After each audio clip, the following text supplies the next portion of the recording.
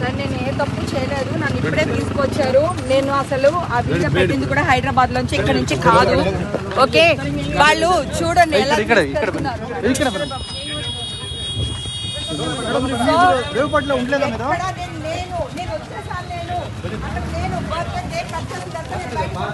హైదరాబాద్ వచ్చేసాను. నేను మా ఇంట్లోంచి బిర్యానీ వీడియో పెట్టాను. నేను తీసుకోలేదా మేడం?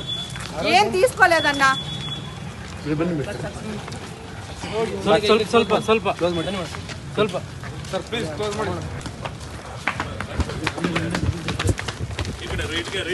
ಸಾಕು ಮಂಜಣ್ಣ, ಸಾಕು ಅಲ್ಲೇ ಇಲ್ಲೇ ಬರಲ್ಲ